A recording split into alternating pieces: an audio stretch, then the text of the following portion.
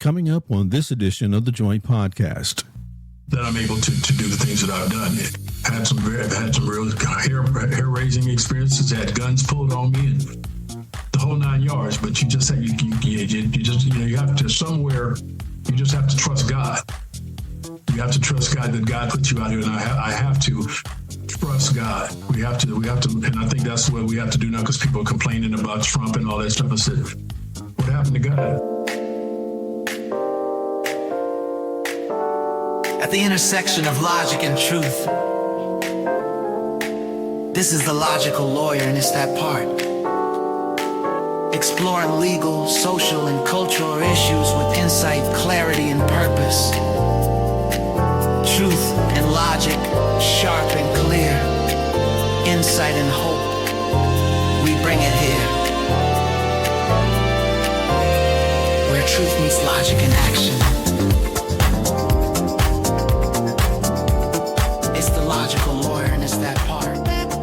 Welcome to the Talk of the Times, a joint production of The Logical Lawyer with host Bernie Brown and the It's That Part podcast, hosted by yours truly, Jesse Lee Hammonds.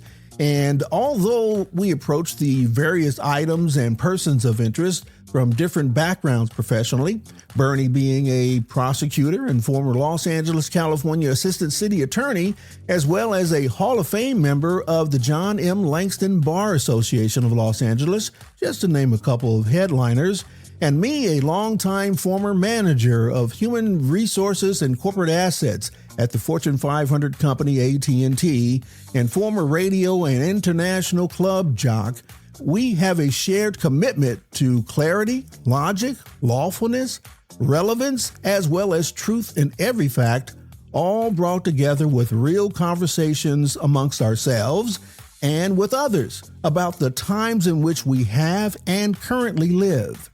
It's the Talk of the Times. On my way to work, I drive down Florence. I watch people, homeless people getting up, just getting up and shaking, rolling their bags up. I watch people getting on the bus, smoking their cigarette, coming out the store with their beers. But you got people in so many different diverse situations, and a lot of people that they're in the same place as the homeless person. Mm-hmm. They're in the exact same place, and no matter what, people in their cars driving, yelling, screaming, cussing, and irritable, restless, discontent. You start to see the commonalities. All these people in all these different, somebody driving a Tesla, frustrated, somebody getting on the bus and getting off the bus, frustrated. Somebody walking down the street trying to gather their belongings, they frustrated. Somebody crossed the street, the light is red and they cross, and somebody honks and they're frustrated. What you honk? And you just see a whole bunch of frustration, and this guy would go, wow. Very seldom do you see people who are just calm and moving through. Very seldom you see that, but most of you'll see people all in all kind of different disarray, man. It's a that brings something to mind here. I don't know if I've told you in a previous conversation that not only am I a trained musician as well. I used to play the slide trombone. I came up back in the days of the funk bands of the 70s. Yeah. Well, that's what we live by, right? That's the creed. out of Dayton, Ohio, where everything was coming out of. You guys had it hot then, yeah.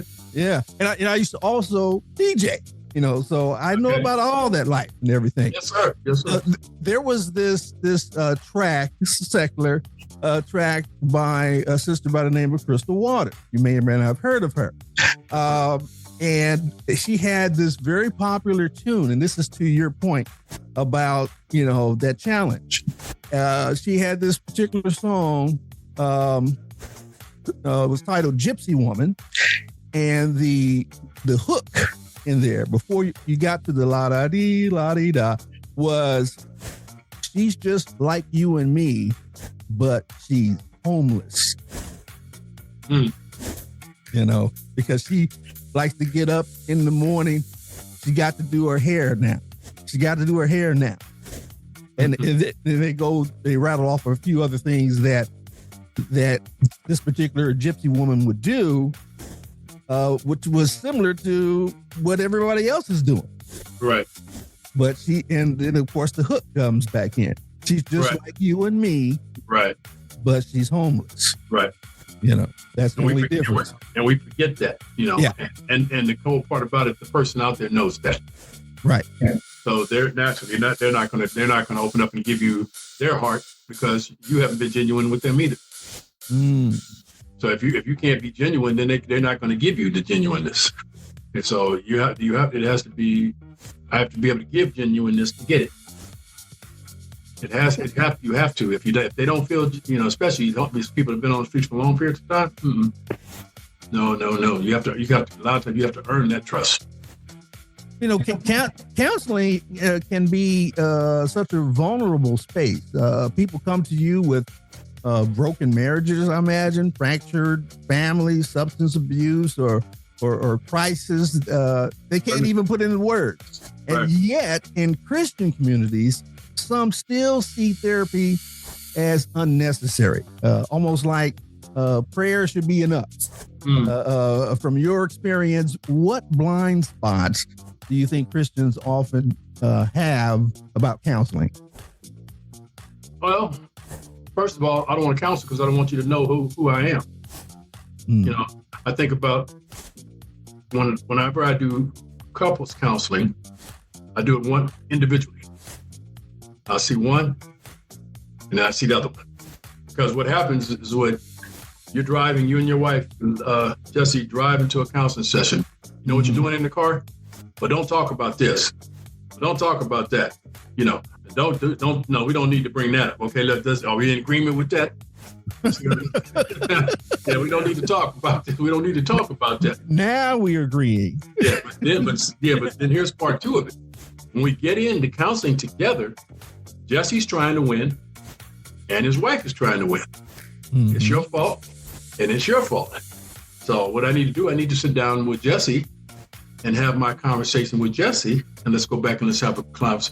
So once I get clear with Jesse, and then I take your wife in and I get clear with her, now I can figure out what we need to do because I don't want, when we come back together, I don't want to hear all that. What we're doing now is we're going to go from what I found out, and we're going to work from there moving forward. See, because if we keep going back, we're not going anywhere. But we came for counsel. We came to get to solve a problem. I believe one thing that in the practicalness of ministry, there's a solution to every problem. There's a solution to every problem. We just have to sit down and figure what it is. What's the problem? And once we can figure out the problem, we can get an honest solution. So in counseling, the same thing. I want to sit down with people, and people want to say, well, what you going to tell us? I don't know yet. I can't tell you what I'm going to tell you because I haven't talked to you yet. I might talk to you and then realize that I need to stay with you for a while. So I tell your wife, just hold on till I can complete my full counseling analysis on Jesse. Once I get that complete, and then I can talk to her, and then I might have to stay with her for a while. But once I get that complete, and then I can put together a plan. Then when I sit down to talk to you about it, I'm not talking about from Jesse's perspective or from your wife's perspective. I'm talking about from the actual facts that I have on the table, and what the Bible says about it. Here's what we need to do. Here's the things that we need to think about. Because in those individuals, I'm going to find out what you believe, your relationship with God. We're gonna explore all of that, so I know where you are, because you'll sit there and tell, oh man, I'm a solid Christian, until I start asking open-ended questions, and we start seeing where you really are. Right. And then the same thing with her. Now we can see where the problem is. You guys both perpetrating. Right. You see what I'm saying? Trying to look good in front of man. But the truth of the matter is that you can't. It's impossible. You can't do it. Yeah. Hey, Bernie, before you go with yours, let me do a disclaimer here, honey. If you're listening, I wasn't coming to Dr. Wright for us. We're good to go. There's no problem here. That's right. We're fine, but we know where to come though. But we're good. I just want to disclaim that. Yeah, I don't know if she's listening, but at the time that she hears this, he's good. Yeah, that's good. That's safe. That's real safe. Yeah. Go ahead, Bert. Because you go to one quick thing I'd like to say that because you go to counsel doesn't mean things are wrong either. Right. You know, it doesn't always. But that's the stigma. That's the stigma. Yeah, that's the stigma. But it doesn't always have to be wrong. It might be just, well, I was thinking about this, and we were thinking about this, and I go to counseling to see if I can get some counsel.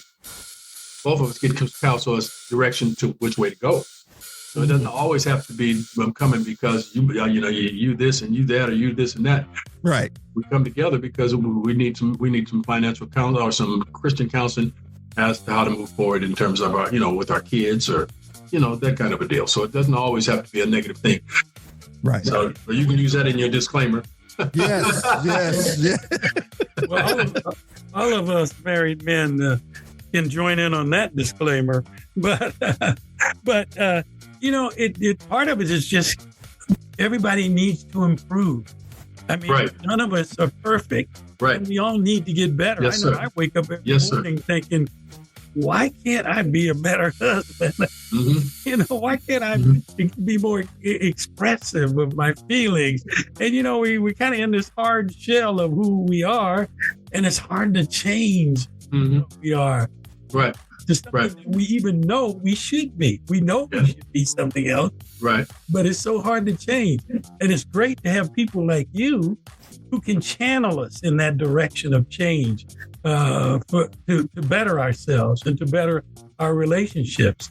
Well, it's fear. It's fear. Because you say, if I say the wrong thing, you're married to a sister, Hey, it's on. That's all.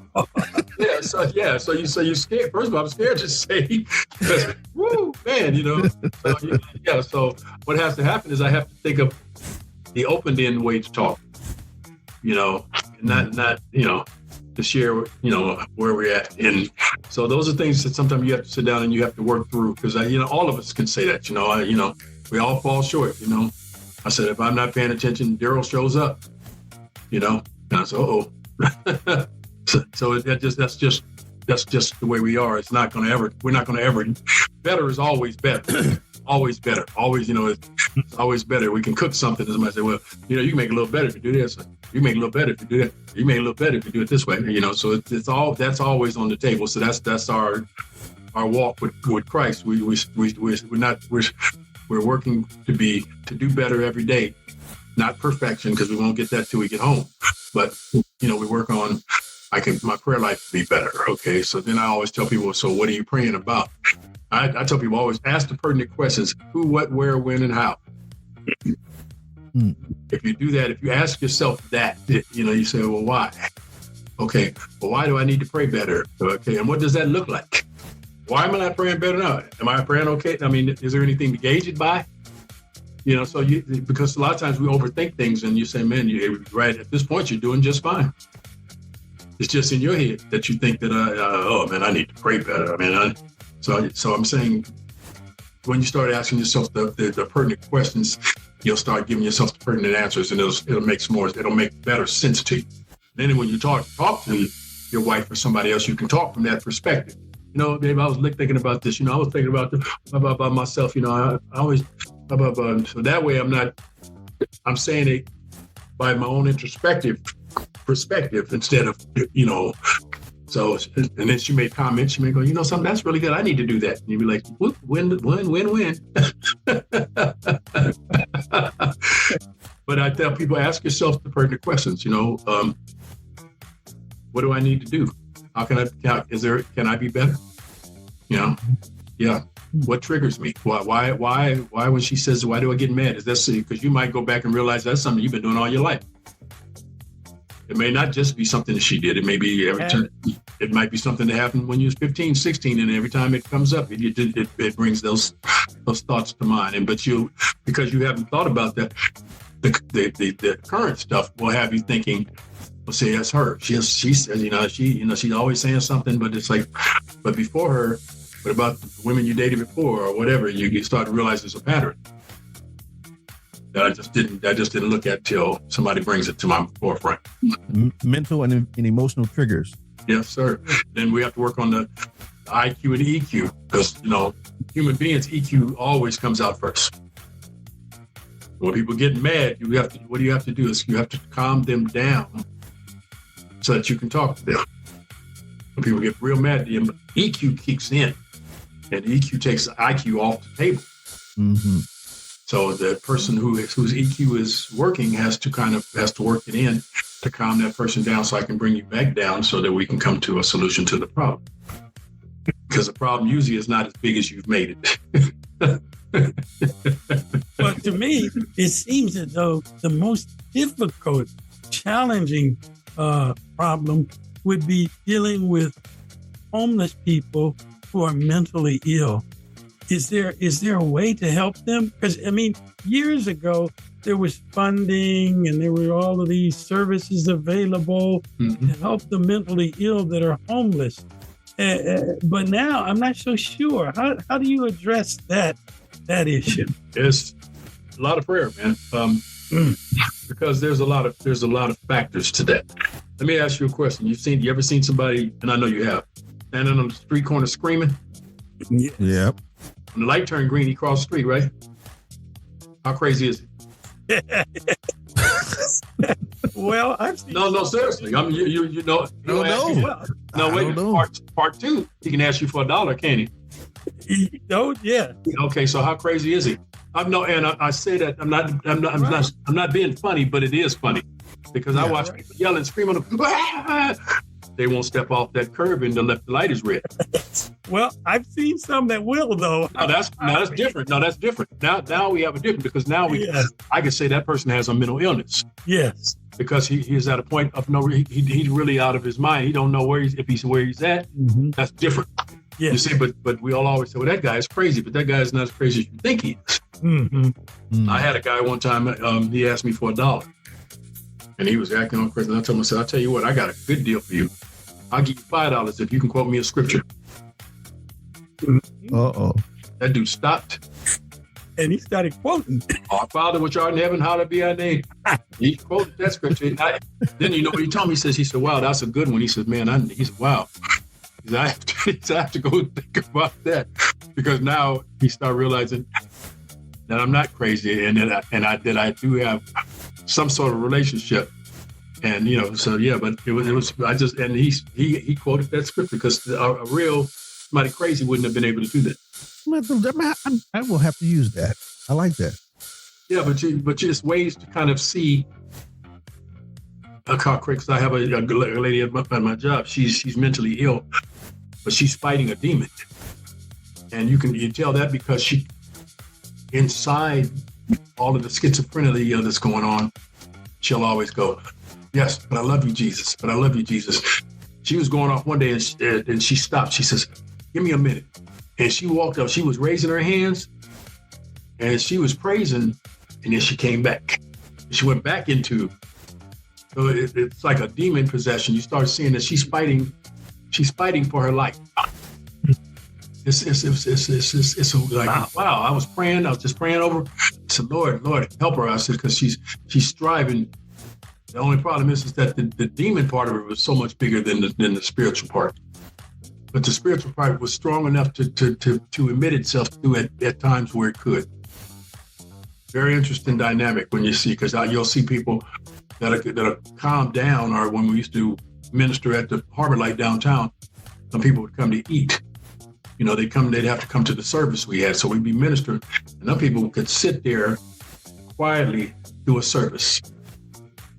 And then all of a sudden, when they get back outside, it's like they turn it off and turn it back on. Mm. So it's hard. So it's hard to say definitively. And then with the people who are seriously mentally ill, there's no place for them. So what the goal is, or here's something deep. I work for an agency that has independent. There is apartment, but there's independent living. So these people came off the streets, got the housing vouchers, and they put them up in these apartments. And that's as far as it goes. That's it. There's no, unless they pull it together and can do something outside of that scope, chances are they're going to die in the apartment. And all of them, some of them are mentally ill, some of them are drug addicts.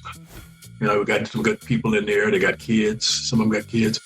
But it's an interesting thing to look at, that we picked you up off the street and we put you in an apartment. and there's no other place to go. That's it. Well, it's like we've done our job. That's as far as we're going to go with you. And they're stuck. You know, it's almost like when they were on the street. Except the only difference now is that I'm stuck in an apartment complex, and some of them tear it up and get kicked out and all the different things. But it had never really dawned on me that we just put a bandage on the problem, and that's supposed to be okay. But these people still need mental health, you know, and they get some of it. But the problem has escalated to where it's running rampant. When I came in 2004, it was like it seemed like we had a handle on it. But people, you know, so many people losing jobs now. You know, homelessness has so many different things. Family member gets killed and they just give up. You know, all kind of situations. And there's been a lot of homeless people were shipped from back east. They just came up and they just dropped them off in Los Angeles, saying, "Well, they'll take care of them." But we not realizing we didn't have the methods to take care of them, and these people now become homeless on the street. Some got up and got off the street. Very few, but most of them stayed on the street until they were able to move into housing or something like that, or died on the streets, or still out there. Are we making progress? Yeah, because progress is if one person gets off the street, we make progress. All right. No, sir. But no, as far as like we have like 40 buildings, and all 40 of our buildings are full. So that's progress. So I'd have to say yes, there is progress. Now, how we justify, them getting better or not, that's a different subject. Because progress would say, I took you off the street and put you inside of an apartment complex. That's doing well. But is it? I don't think, and I don't think our listeners understand, many of them, what it's like to be addicted to a drug. I wouldn't understand it myself. Because, from a person who's never been addicted, they say, well, why can't you just stop? Why don't you just say no? Remember that? Years ago, just say no. But I remember I was addicted once. Mm-hmm. Way back, I was totally addicted to cigarettes. Mm-hmm. And I could not, I wake up every day, I had to have those cigarettes. And it was like it controlled me. Right. So you understand? Yes. So here's the interesting fact. You're still considered addicted. Oh. You've just been delivered. I have. Okay, because if you hit a cigarette, if you took a hit of a cigarette, what do you think would happen? Yeah. Look. See. Yeah. See. Yeah. You see what I mean? Look, right there. See what you did? Oh. Mm-hmm. Yeah. See. So you're delivered like me. Mm-hmm. So if you go in the dope house, I'm not coming to get you. You understand? I'm not, even after all the time. People say, and I'm no. But so because addictive personality, or I tell people who don't understand, there's things that I think about. Somebody wants a certain kind of hamburger, and they get that taste, and the cat say, "Well, I'm gonna drive. I live down in Los Angeles. I'm gonna drive all the way to Carson to get that burger because it's so good. I don't care. I'm going to Carson to buy a hamburger that there's possibly places around here that may have one better. But when that craving kicks in, or I want that certain float, I want that certain kind of food, and I only go to a certain restaurant because I know that food is good. It's like an addiction, and you're going. You're gonna go over there. It doesn't make a difference. I don't care. It may cost more. I don't care. I want it because that's something. But the addictive personality is something that we've had since birth. Or like one of my friends that described it perfectly. He said, my mother gave me a bag of candy to share with my friends. So what I did, I went in the room and I gave everybody a piece of candy, and I put the rest under my bed. So when your mother said, "Did you share the candy?" Yeah.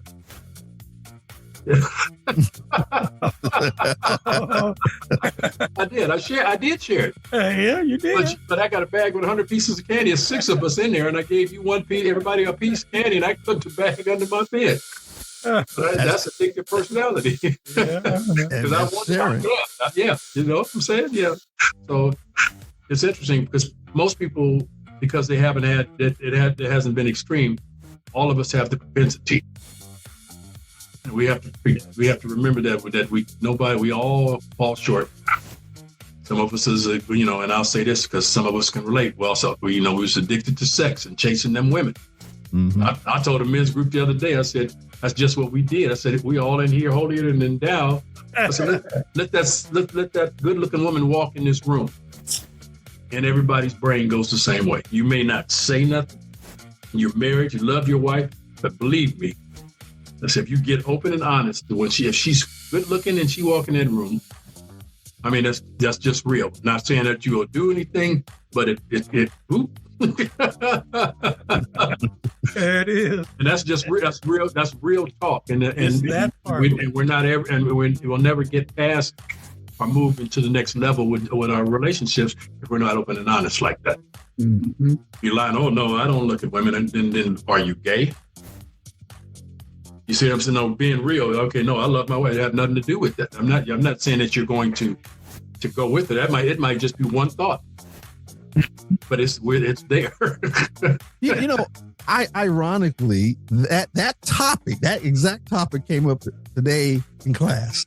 A brother says, yeah,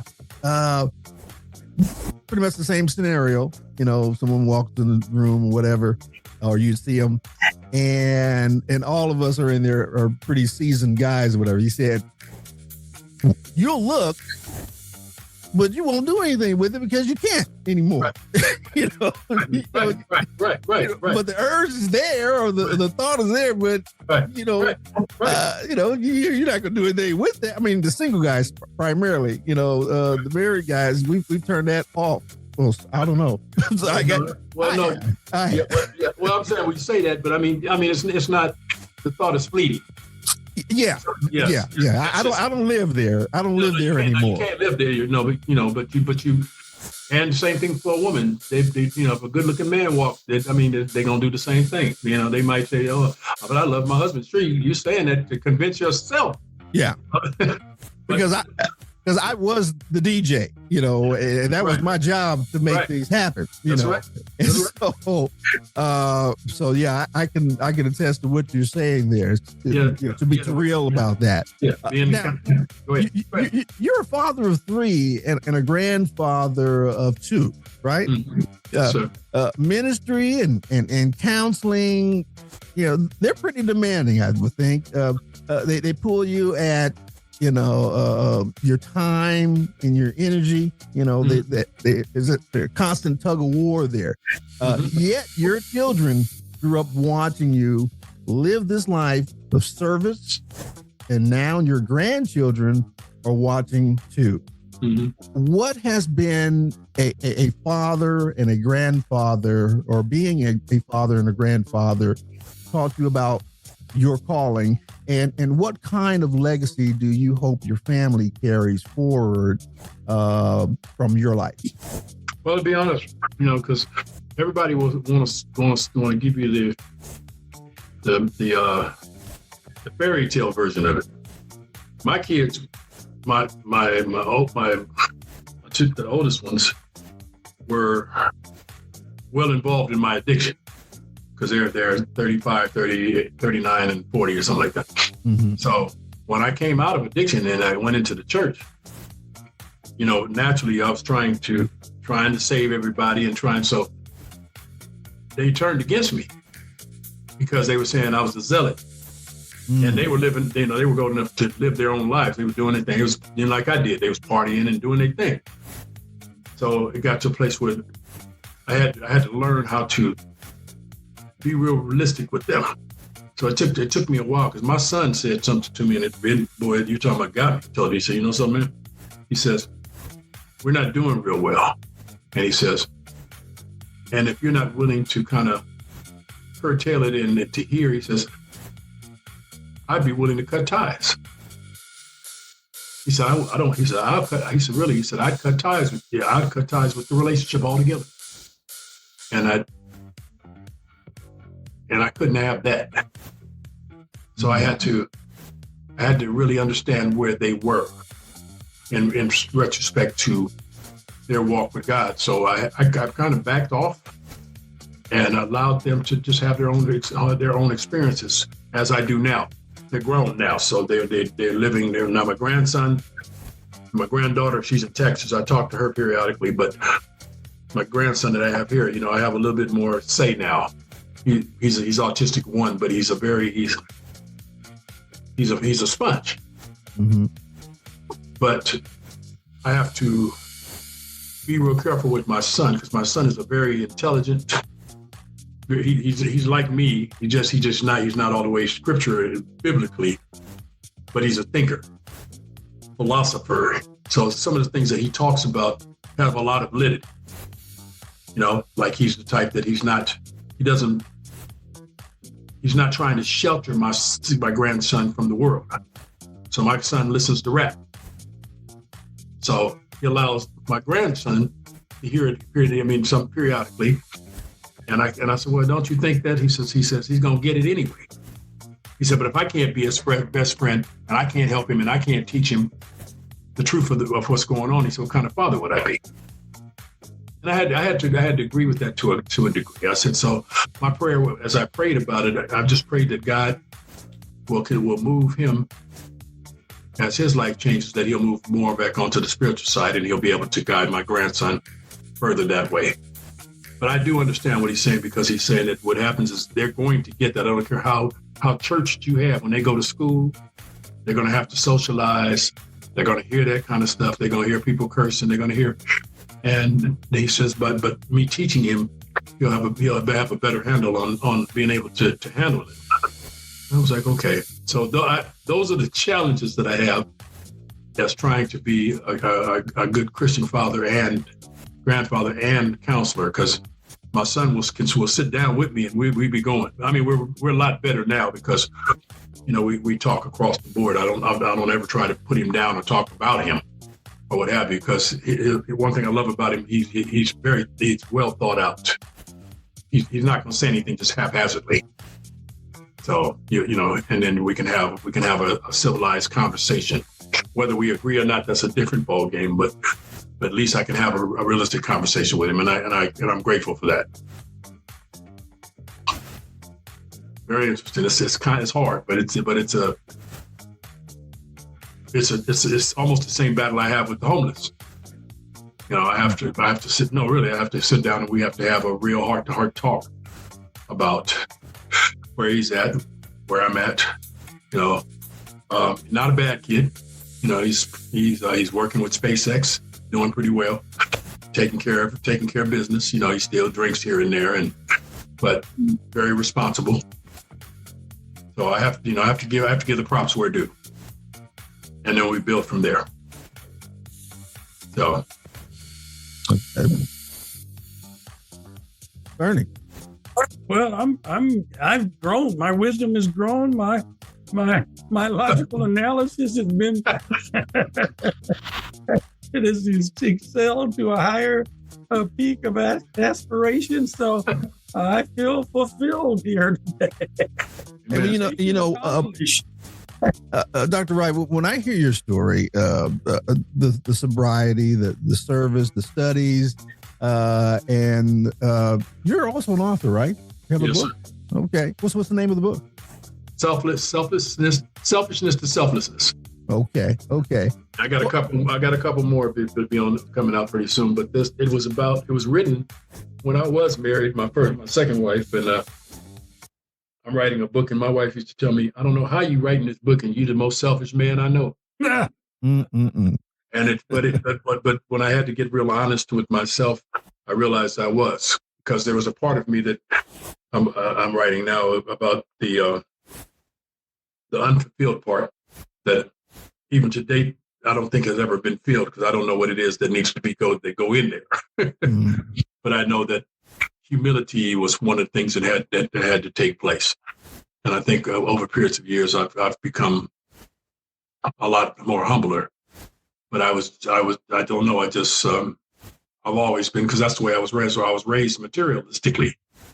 So it was always about me getting what I wanted. So that's kind of how that manifested. So I think that just kind of, is part of the personality trait. that I had to work on as a Christian, just to learn how to be more humble. And I think working with homeless people and working, in that field has helped me with that immensely. I had to humble myself in the churches, and we didn't talk about that part because I had some real interesting church experiences that really, really, because I left the church in 2007, vowing not to ever work in the church again because I'd been hurt, so church hurt. Forgetting that God had to show me that regardless, they're still human, they're still people just like you.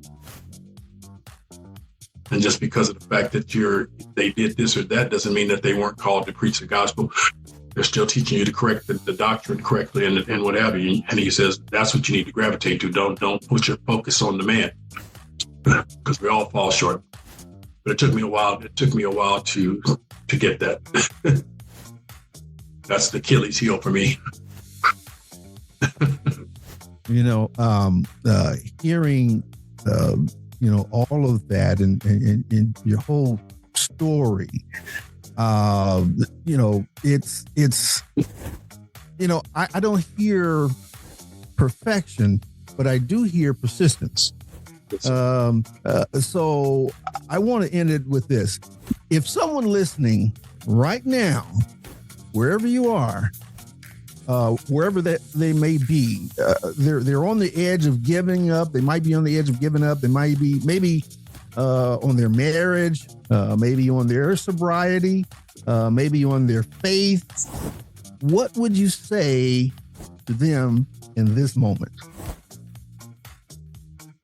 First of all, they need to examine where they are. And they need to get real honest about their faith. Do I truly believe in Jesus Christ as my Lord and Savior? Am I really married?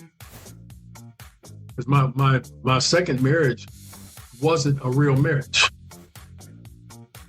Because I didn't follow any. I just got married out of convenience.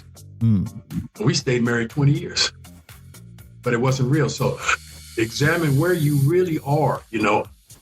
Are you in love? What is it to be in love? Do you know what being in love actually is? So I would tell people that to really do some self-examination and get real honest with where you really are before you start making any decisions to going any further or to either moving ahead or moving back. Because you'll make a move going back and regret it. Or you'll make a move forward and it gets worse because I haven't taken the time to be honest with my own self. Step 2 of Alcoholics Anonymous, I came to believe that a power greater than myself can restore me to sanity. So came to believe, and the only way I'm going to do that, I'm going to have to do some soul searching and some real examination, like Bernie says, well, enlightened because there's some things I just had never looked at. And somebody says that somebody speaks to your spirit, your heart, not your head, because this is what gets us in trouble, because we know everything. I can figure stuff out. But the truth of the matter, if you get honest, will go to your heart. And your heart is where the true answers come from, because that's where God is. That's where God is. So I would tell people on the edge before you do something rash, because you realize that I believe that everybody has a calling, and God is calling us to do certain things, and that if we listen, sit still and listen for that still small voice, that God will show up and that God will turn life around for you, as He's done so many in the past. Just look at so many in the past, lives have changed, and that He wants to do the same for you. So. And on the podcast that I do, that would be my cue to say, it's that part. It's that part. It's that part. It is that part. It's that part. Amen. It's that part right there. God bless you. Dr. Wright, thank you so much for joining us. We really pleasure. That. Pleasure, man. Pleasure. And that's the Talk of the Times. On behalf of the co-host Bernie Brown, we thank you for listening, and we hope it compels you into action or triggers some mindful thought about the times in which we live. We also invite you to check out the logical lawyer, Bernie Brown, and the It's That Part podcast with yours truly, Jesse Lee Hammonds, wherever you listen to your podcast. And for even more Bernie, check out his book on Amazon, A Prosecutor's Analysis of Personal Supernatural Experiences, which is a collection of fascinating stories awaiting your verdict of fact, fiction, fabrication, or fantasy. You decide. You can also connect with Bernie on his website, thelogicalattorney.me. That's thelogicalattorney.me, and connect with me at itsthatpart.com, where you can also access both podcasts. And now you've got it. It's the talk of the times. At the intersection of logic and truth, this is The Logical Lawyer, and it's that part. Exploring legal, social, and cultural issues with insight, clarity, and purpose. Truth and logic, sharp and clear. Insight and hope, we bring it here. Where truth meets logic and action.